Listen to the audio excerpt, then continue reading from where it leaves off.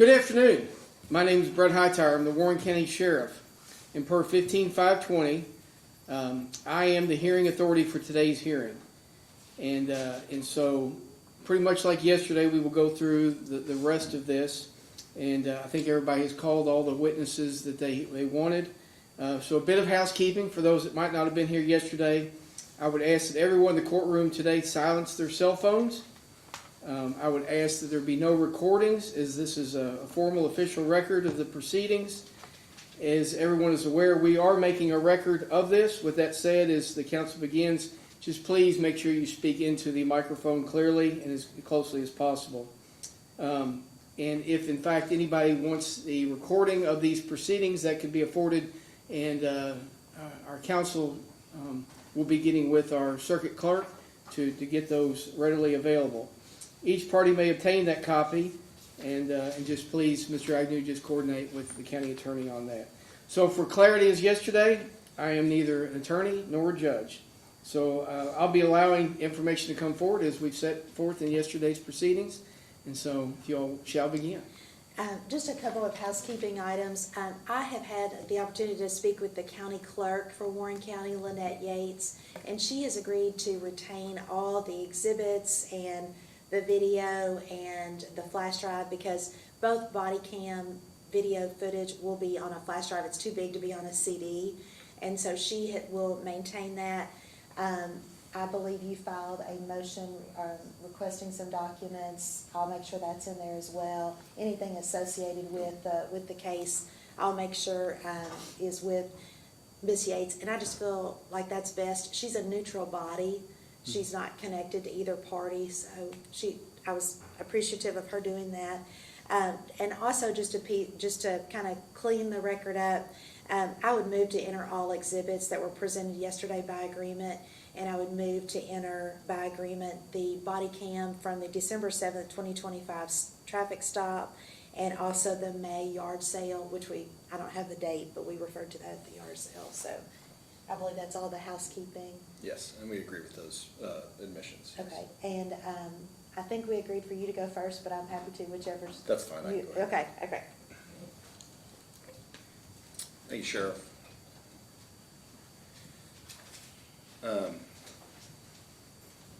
Mark Heyungs retired from a distinguished 20-year career with the military police, 13 years as a detective, including serving as an assistant special agent in charge of a criminal investigations division. After that, he came to work in his community, Bowling Green. Took a job with the Warren County Sheriff's Office, where he quickly showed himself to be an asset. Over the course of his first several years here, he had an exemplary record. His superiors recognized him in his performance reviews for his professionalism, his attention to detail, for his understanding of the law, his work ethic, and his ability to work with others. However, that changed when he was transferred to the Criminal Investigations Division, the detectives, the type of work he had done for 13 years in the military. In CID, he was thrown into a permissive culture which tolerated all manner of inappropriate behavior. Deputy Heyungs' virtues of professionalism, hard work, and attention to detail, which had served him well in his now roughly 25-year law enforcement career, suddenly became a liability and made him a target.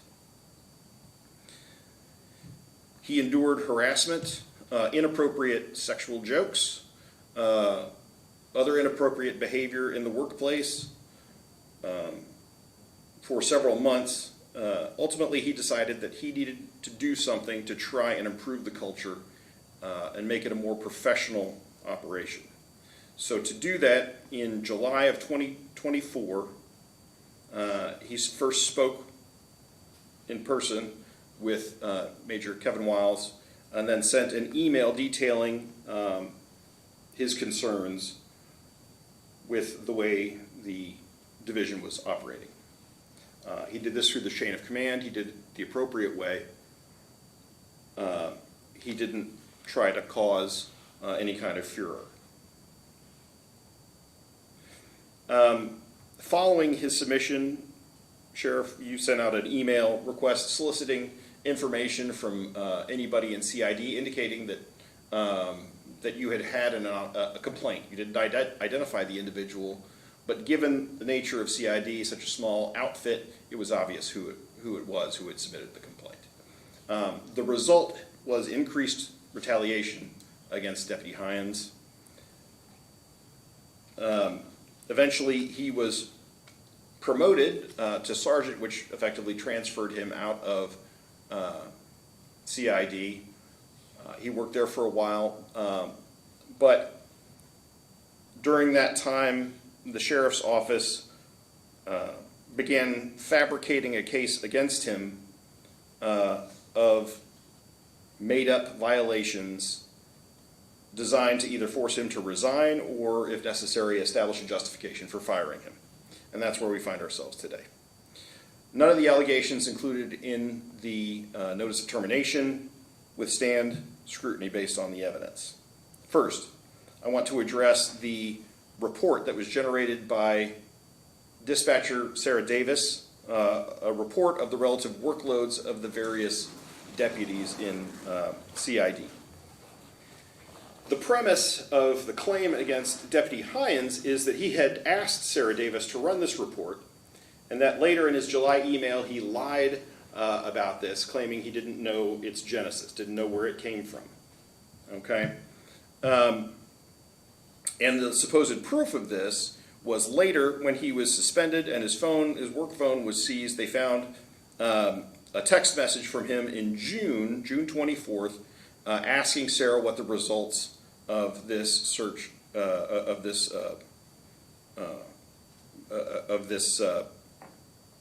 thing that she performed, this report that she had performed, had been. The problem is that simply supports the fact that he had no prior notice of it. She ran the report in May. It immediately became common knowledge within CID, created quite an uproar. So everyone knew about it. A month later, he then sends her a text saying, hey, what did you find out in this report? Okay, if she had done it at his direction, why would he be asking a month after it became public what the results were? It just doesn't make any sense. Okay, that's number one. Number two, the cell phone process email. That also doesn't withstand scrutiny. In this instance, Detective Sergeant Evan Cook, he was the individual responsible for processing cell phones that were obtained during investigations and downloading the data. His license had lapsed and he was no longer able to perform those operations. So Sergeant Cook sent out an email to the entire office saying, hey, hold on to your phones. We'll try and find an alternate vendor to process these for us. Let us know if there's any that are priority. That was essentially the policy. To the extent there was a policy, it was just an email sent out by Sergeant Cook saying, hold on to the phones. We're going to find somebody to process these. Okay. After that, Deputy Heyungs spoke with Sergeant Cook. Said, hey, I know some people over at Homeland Security. I know a guy who can do this kind of work. Is it okay so that we don't have to just let this police work sit, these investigations just sit? Can we send it over to this guy? And Sergeant Cook said, fine. Deputy Heyungs asked him if it's okay to send out this email. Sergeant Cook said yes. So Sergeant Heyungs, or Deputy Heyungs, sent out the email to the office. Now, supposedly this was a violation of the policy, changing policy without consent, but he had, the person who had sent out the email in the first place, establishing the policy, Sergeant Cook, if he had the authorization to have set the policy, he clearly had the authorization to revise the policy, and he authorized Deputy Heyungs to send out this email volunteering to collect these phones so that cases wouldn't get slowed down due to just this bureaucratic snafu of not having a license to process cell phones. Okay, so that particular allegation doesn't make sense either. The next incident was the traffic stop and foot chase on March 21st, 2025. As best I can tell from the testimony in the case, it's unclear what Deputy Heyungs had done incorrectly. This was a situation where he was going to pull over a suspect, but the guy parked his car, jumped out, and ran through several businesses, including a daycare, and Deputy Heyungs pursued him. He reported his location. He made a mistake in identifying the cross street, which he acknowledges, but otherwise there was a lot of radio traffic. He was unable to get through, and when Major Wiles attempted to contact him, he was literally in the process of arresting the guy, tasing him, taking him down, putting handcuffs on him. Again, this is a guy that had run through a daycare, jeopardizing children. So, again, if it was impossible for him to communicate, and then he was in the middle of arresting someone when Major Wiles attempted to contact him, I don't understand how he could be faulted for either of those things, either. Okay, the next incident was the sensationalized yard sale investigation on May 17th, 2025. To hear Major Wiles describe it, Sergeant Heyungs was just simply, then Sergeant Heyungs was simply driving around, saw a yard sale and decided to look and see if there was anything illegal going on. That is not what happened. Deputy Heyungs, recognizing that there had been a rash of shoplifting in Bowling Green, he saw this yard sale. Someone was selling multiple identical items, brand new, still in the packaging, which is unusual for a yard sale, number one. And number two, some of the items were multiples of a kids' pool that frequently are stored out on the sidewalk out in front of I think it was the dollar store, where they had kind of lax security, something that could easily have been taken off the sidewalk. Okay, he didn't just jump in and start an investigation. He contacted two individuals to get additional information about the residence and about thefts, determined that there had been other illegal activity at that location in the past, and so at that point he decided to conduct a preliminary inquiry. Okay, now as I noted in a letter that I submitted to the sheriff's office disputing any discipline relating to this incident, Deputy Heyungs was disciplined based on a misapplication of Fourth Amendment law. The finding by your office, Sheriff, was that he had violated the Fourth Amendment rights of the property owner. Now, first of all, the property owner wasn't there. It was the boyfriend of the property owner. But he had simply arrived at this yard sale.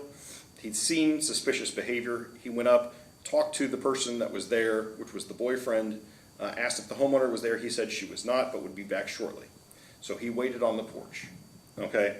In reprimanding Deputy Heyungs, you cited Minnesota versus Olson, but that case involved the warrantless search of a home and an arrest. That has no relevance here because there was no search conducted. Deputy Heyungs did not even look within the home. He simply waited on the porch for the property owner to return. And I would note the case law that I cited in that letter, again, Morgan v. Fairfield City, or County, excuse me, the entry onto the curtilage, like the porch, of a home without a warrant is presumptively unreasonable unless done under an exception such as a public invitation or the plain view doctrine. Again, it was a yard sale going on. There was a public invitation. To the extent he had conducted a search of that specific area, he would have been authorized to do so. He did not. He simply waited for the property owner to get there. Now, the boyfriend who was there waiting for the property owner to arrive home, he got angry. Deputy Heyungs maintained his composure, did not raise his voice during the interaction, simply waited for the property owner to arrive, had some questions answered, and then went about his way. Again, this was essentially an investigative stop. Kansas versus Glover, 589 U.S. 376.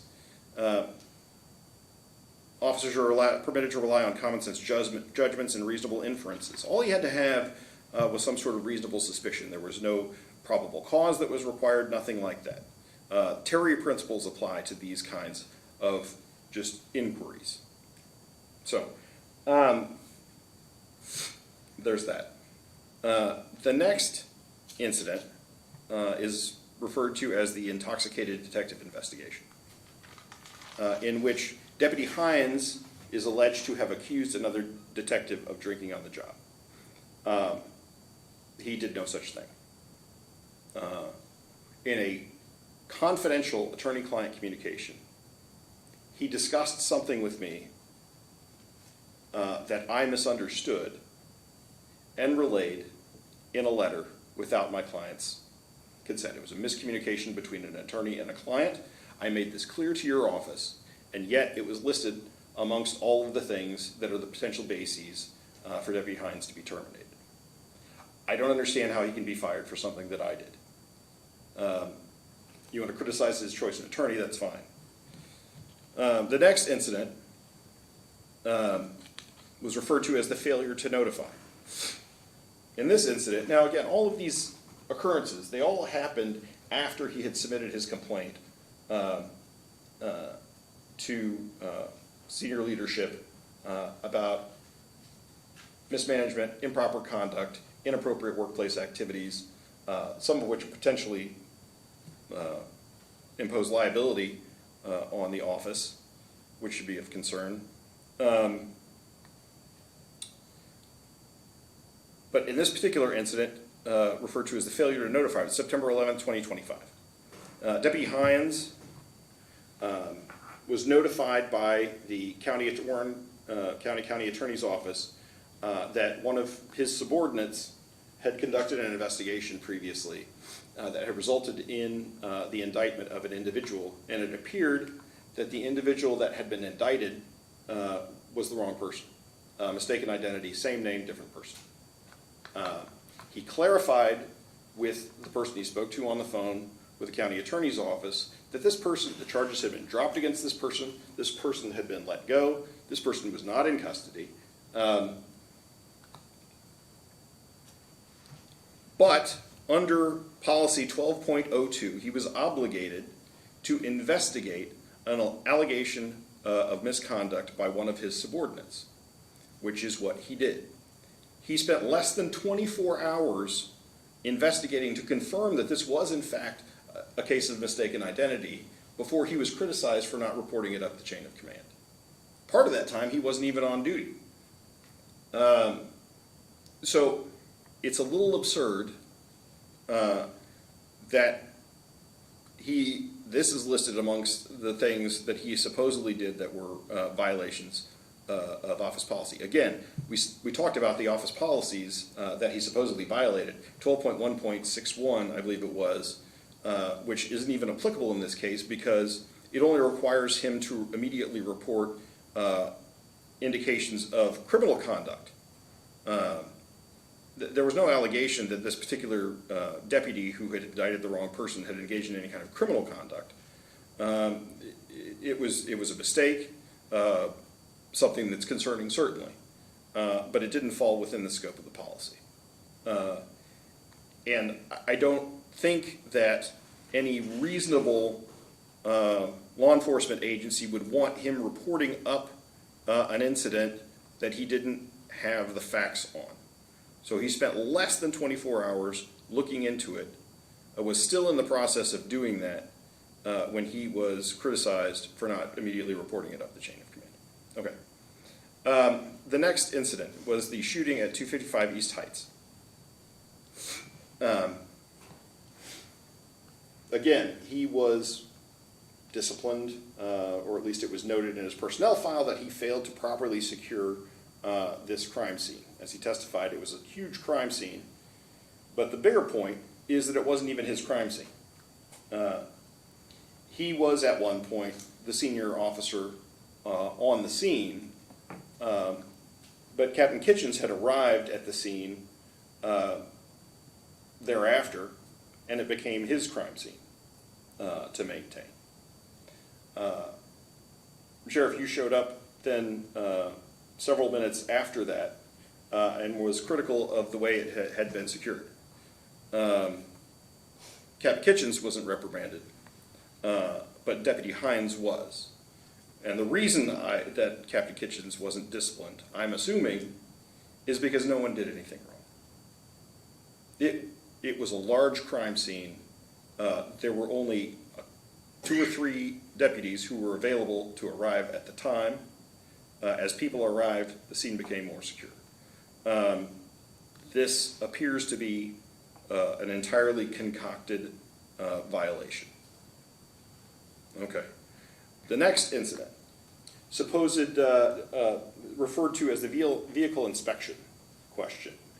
In this case, Deputy Heyungs had observed one of the civilian employees conducting an inspection of a vehicle for compliance with regulations. He stopped and asked, hey, noticed that the window tint was too dark to be legal. Stopped to ask, hey, can you fail those for having illegal window tint? The person didn't know, went and asked the supervisor, and he was like, okay. All he did was ask a question. I don't understand how this is some sort of big violation. He didn't ask for a change in policy. He didn't direct the person to fail the vehicle despite it being inconsistent with her directives from her supervisor. He simply asked a question. And finally, we get to what's referred to as the traffic stop and cell phone seizure. December 7th, 2025. This was the ultimate, I guess, nail in the coffin that is being used to justify the termination of Deputy Heyungs.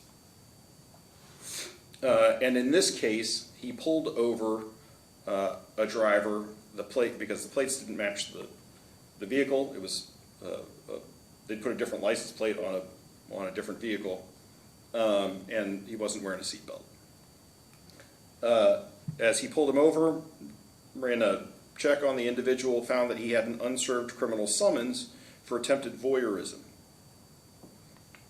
In the summons, it mentioned that there were 2 cell phones involved in this crime, and that Western Kentucky University PD, who had done the investigation, they clearly had one of the phones because they had searched it and seen that he had been using another phone to check his work, but there was no reference to that phone ever having been taken into custody.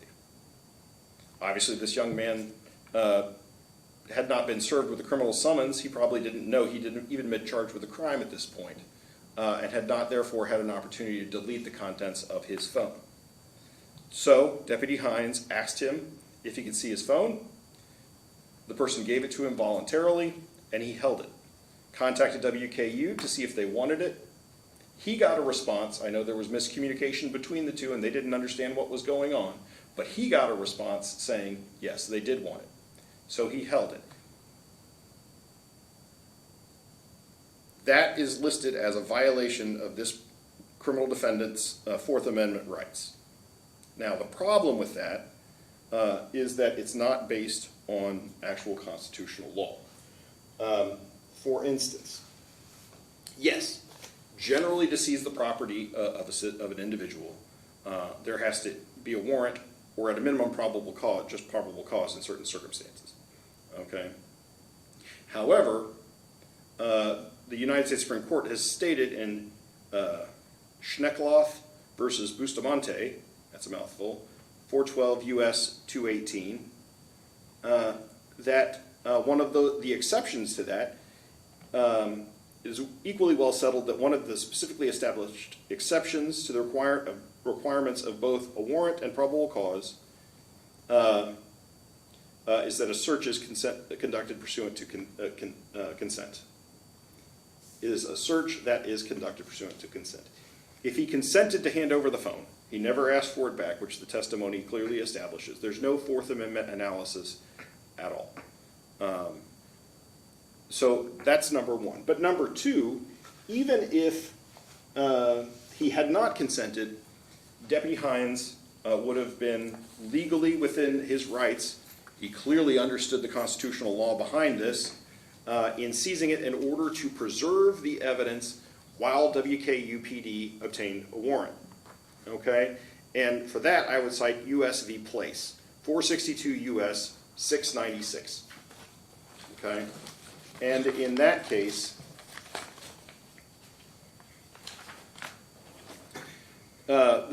essentially the United States Supreme Court held that, here we go, it's quote, where law enforcement authorities have probable cause to believe that a container, in this case it was a container, not a cell phone, but probable cause to believe that a container holds contraband or evidence of a crime, but have not secured a warrant, the court has interpreted the amendment to permit seizure of the property pending issuance of a warrant to examine its contents, if the exigencies of the circumstances demand it, or some other recognized exception to the warrant requirement is present. So, if there is probable cause to believe that an item has evidence of a crime, law enforcement can hold it temporarily while a warrant is obtained. Once a warrant is obtained, then its contents can be searched. There's no dispute Deputy Heyungs did not search the phone. He simply held it, clearly understanding his constitutional rights and responsibilities and the rights and responsibilities of the citizen that he had pulled over. Okay? Moreover,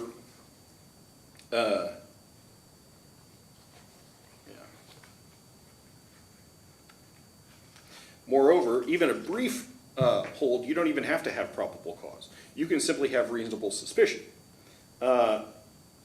Here, that case also states when he initially got hold of the phone, took it into his vehicle, waiting to see if WKU wanted it.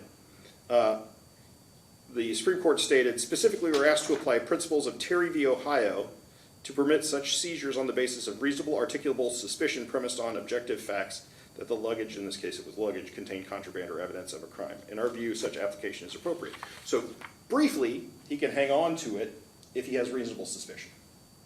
Okay? Cultivating additional facts, he could hold it based on probable cause. Okay? You got a warrant, not a warrant, you had a summons and a complaint. A judge had already ruled that there was probable cause to believe that a crime had been committed. The summons and complaint specifically stated that there was a second phone. At a minimum, there was reasonable suspicion. I definitely believe that there was probable cause, particularly after he had dispatch contact WKU, and they said that they did, in fact, want the phone.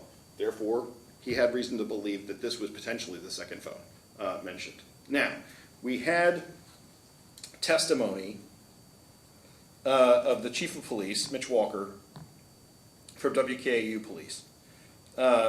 In his testimony, to be frank, he did not seem all that familiar with the case. He said he was generally familiar with it, but he didn't seem familiar with all the specific facts of the case. He admitted in his testimony that it's very possible that the phone that Deputy Heyungs seized and that Deputy Heyungs placed in Chief Walker's hands was the very same phone that was mentioned in the criminal complaint and summons. We will never know because that phone was promptly returned to the defendant. Okay, we'll never know if that phone was the same phone and he had successfully downloaded unauthorized images of women that he had been recording in the bathroom, as stated in the complaint. That would have elevated the crime from a misdemeanor up to a felony. Okay? As our expert witness, Lonnie Cooper, explained, that's just really good police work right there by Deputy Heyungs. That's quick thinking. He read the summons. He recognized that there was potential for additional evidence that could, of a potential felony, not just a misdemeanor. And complying with constitutional principles, he temporarily held the evidence pending a search warrant. Okay. However, that opportunity was not taken advantage of. So,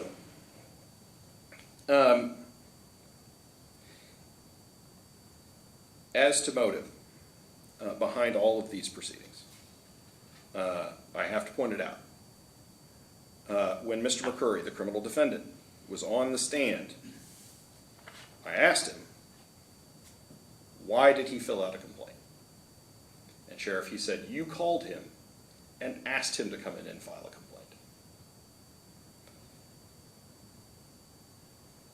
In the law, that's what we call bad fact. So that is, there just does not seem to be any evidence supporting any of these claims against Deputy Heyungs. But to conclude, I would say this case presents us with an opportunity, and it presents you with an opportunity, Sheriff. It presents you with an opportunity to do something great. You could put aside the personality conflicts, rather than downplay any potential problems within the sheriff's office. You can address those head on, and you can do that by reinstating Deputy Heyungs, Mark Heyungs, as a sergeant, and working with him to improve the professionalism and culture at the Warren County Sheriff's Office, and by extension, the safety and security of the citizens of Warren County. If you do that, I think the citizens of Warren County will respect you for it and recognize it as true leadership. Thank you. Thank you.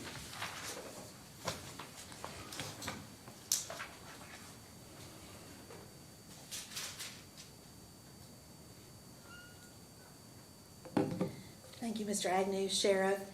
Good afternoon. Certainly, I believe everyone here will understand this is not an easy case for me to present. Mark has worked with me on a few cases. He's worked with my office on a lot of cases. So it's difficult to stand up here and ask you to terminate someone. I was not going to step by step go through the testimony that occurred yesterday because you heard it. You can review it if you like. But I am going to respond just a moment to some of the allegations put forth in that closing statement. And I do believe that Mark overstepped his authority in February of 2025 when he sent out an email that I do believe was without authority. I don't think he was directed to send out that email. Kevin Wiles testified he was not.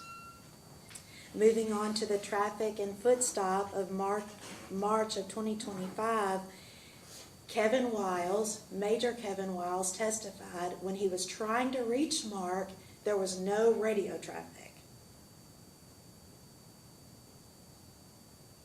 Period. In May of 25, when Deputy Heyungs went to the yard sale, there is no question in my mind that he violated that individual's rights. It's frustrating, I understand, when a police officer asks, I want you to present ID to me. But if they haven't committed any crime, they do not have to provide that to you. He was sitting on a porch of his girlfriend while she was gone. He had care, custody, and control of that property. He was doing nothing wrong but sitting there. And it was not true, or the facts are presented, that it was not until Mark arrived at the yard sale that he contacted John Stewart via text. No one had questioned, no one had presented to the sheriff's office to investigate any issues regarding Tide or Bounce being stolen in multiple units. And then in August, we arrive at August, and Mr. Agnew sends a letter, and they're mad that you've done anything about it, that you've investigated this intoxicated detective. Well, the fact of the matter is, whether there's a violation of attorney-client privilege or not, I don't know, and it's not my problem to figure out. It's my problem to make sure there's not an intoxicated detective working at the sheriff's office. And so it required an investigation by our deputies. by Major Wiles of our deputies, and that's exactly what they did. They acted appropriately when presented with a problem. Didn't mean to send it or not, it was a problem. And then comes September, and in September the hits keep coming. Starting in September the 11th, it wasn't the county attorney, it was the Commonwealth attorney. And the Commonwealth attorney calls Bickford, tells Bickford, I think you've arrested the wrong person, or I think the wrong person has been indicted and has been arrested. Bickford's out of town. He does exactly what he's supposed to. He contacts his supervisor. Mark takes that information, and while I appreciate him contacting the Commonwealth attorney after hours because he can't get them during working hours, I appreciate that. But the further step, the minimal step you have to take is to go ahead and either tell your supervisor, hey, we got a problem. Because arresting the wrong person through an indictment that the sheriff's office has presented is a problem. It subjects you to liability, Sheriff. I'll tell you right now. This young lady who was in nursing school, it interrupted her studies, her picture's on the jail website, and her information's in the system. Her social security number was on the arrest warrant. Her date of birth is on the arrest warrant. That's a problem because she hadn't done anything wrong but have the wrong name. And it almost makes me think, was he doing it on purpose? To get you in trouble? And then we go from September the 11th to just a couple days later. On September 13th, we have a death investigation. That's about the most serious crime you investigate. He arrives on scene, does not secure the crime scene. He's there for about 28 minutes before Captain Kitchens gets there, who arrives about 6 minutes before you, if my memory serves me correctly.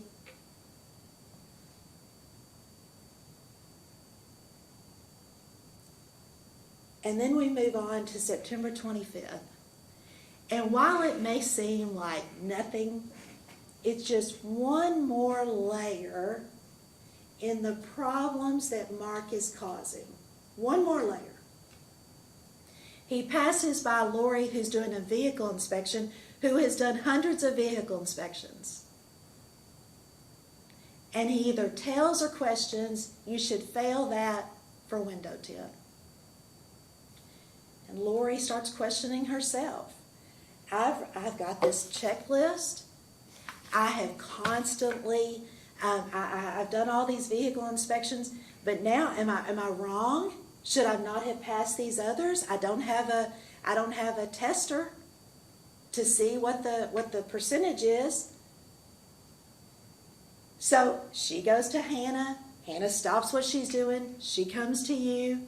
You have to take time out of your day to send an email saying it's not a pass or fail on window tint. Could it be a criminal violation? Maybe, but we have to stop them for that. But you can't fail them under Kentucky law. You're following your guidelines, and you have to follow your guidelines. So following that and several remediation attempts, we get to December 7th. And he pulls over Mr. McCurry, and I got to tell you, I give it to Mark. Daniel McCurry has the wrong tag on his vehicle. He's nice enough to give him his own tools. I'm assuming they're his. He gives them to him. He lets him change it. He finds out there's a criminal summons. He reads the criminal summons, and he's personally invested in it because he has a daughter at Western. I get it. And he reads on there that there may be a second cell phone. There's no description of the phone. It doesn't say Apple iPhone, red Nokia, purple Motorola. Doesn't say anything like that. There's absolutely no description. So he has a dispatcher ask another dispatcher who neither know anything about the case. Do you want this phone? And chaotic misinformation ensues from that.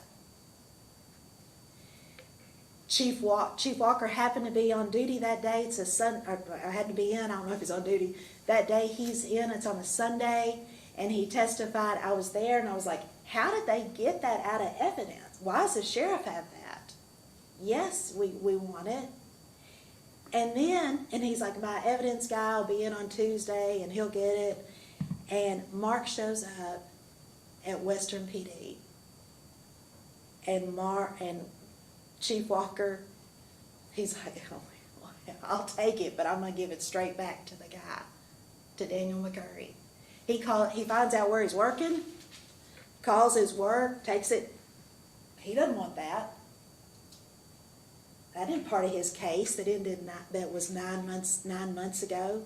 He doesn't want it. It's not part of it. He gets it right back to him. He testified he thought it was a violation. And they say, "Oh, well, McCurry testified, and that's a bad fact. That's a bad fact that the sheriff had him come in and fill out this form and sign your name to it." Well, that's exactly what you want him to do, Sheriff. If somebody's got a problem, don't tell me over the phone. If you think it's a real violation, write your name on it. Write it down. Don't just tell me. And he came in, wrote it down, he signed his name. He thought that's a problem. He wanted you to address that problem, not just tell you about it over the phone. Because you weren't going to just listen to it over the phone. You wanted him to fill out, if it's worth looking at, write it down. And that's exactly what he did.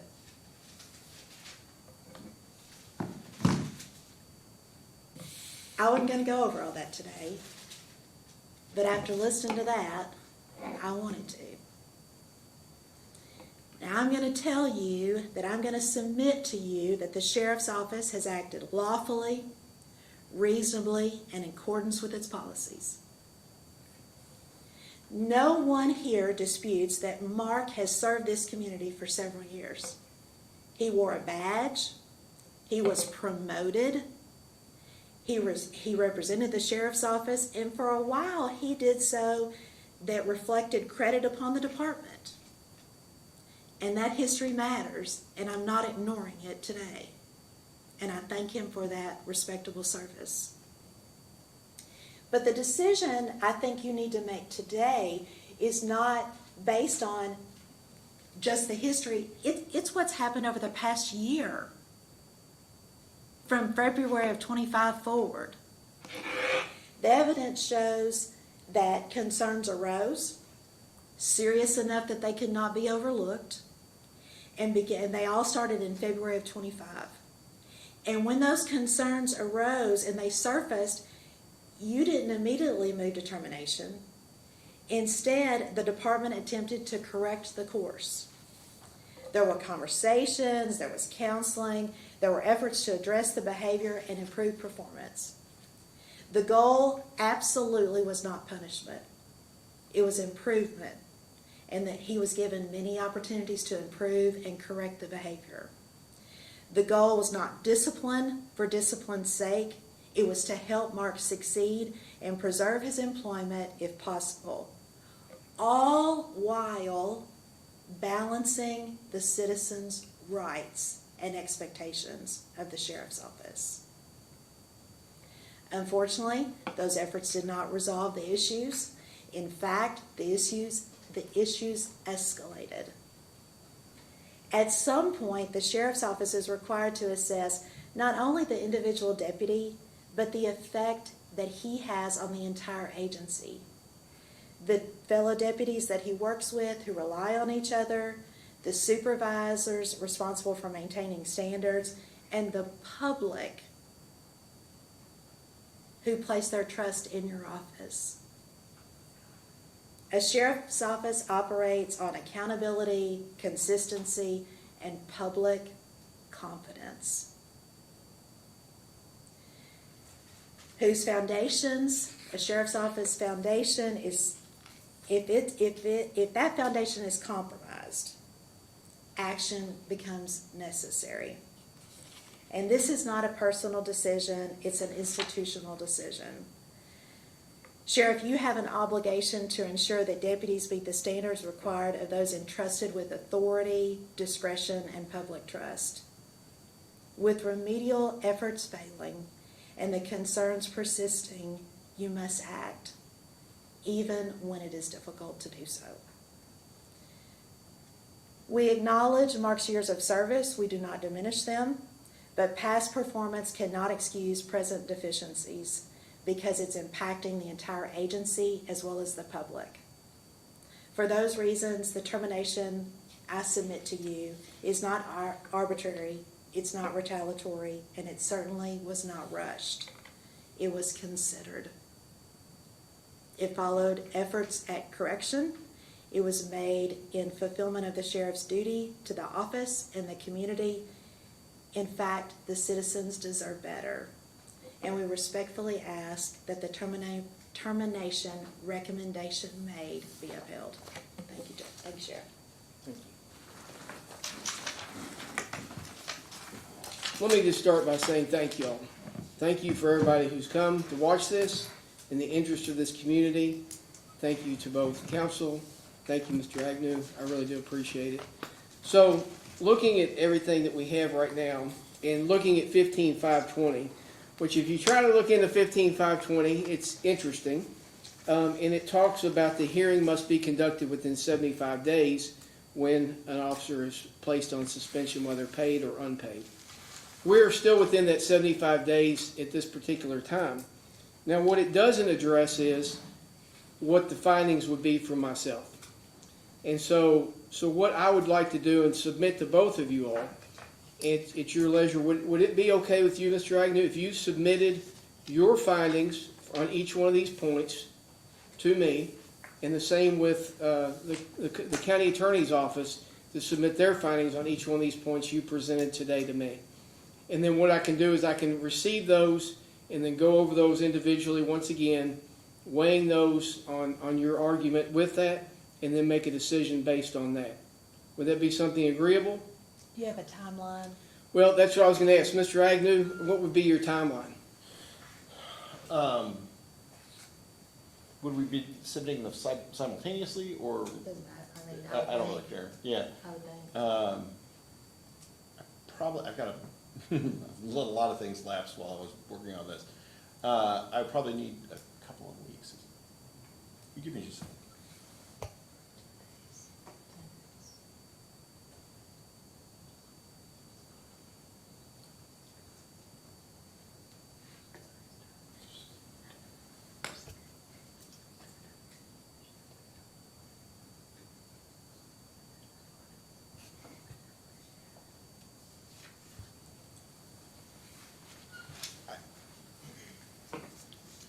I think, Sheriff, I feel like you could probably just get it on the record today. I mean, I don't know that we really need written submissions. You've heard our arguments.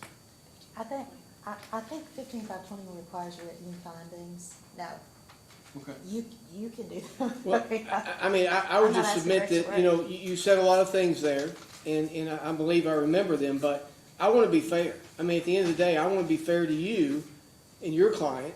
I want to be fair to the county attorney's office to put some of those findings in writing, and just so I can look at them. I mean, you brought up some points. I want to just review that. I want to be fair to people. So just want to give you an opportunity, and just whatever timeline works for you.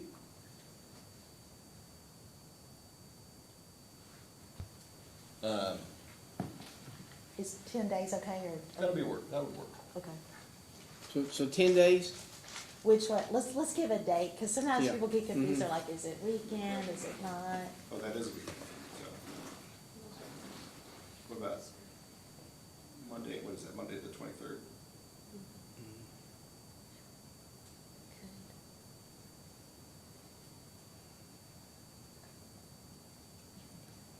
Yep, we'll do that. Monday the 23rd? Yes, sir. I mean, Is that's that, fine. would you agree to that? Sure. It's fine with me. So, and if we could receive those in electronic email, the same as we have been And- communicating? And when we get them, if okay, I'll print them and take them to the county clerk. Okay. Or I could give her email address. Mm-hmm, Is it lynette.yates@kmart.gov? I believe so. Okay, I'll get her email address, and that way you can copy her, and that way, no, I'm not out of it, yeah, got it. Okay, Okay. okay. Anything else, Mr. Agnew? No, I think that's it, thank you. Okay, Chairman? we're good. Well, do we have a timeline on when you would be issuing your decision? Yeah, I would submit that I have at least 48 hours to review those findings, and then I can then, what I will do is then I will present my result to you all both electronically as well. Okay. Okay, thank you. Thank you all. Thank you, Anita.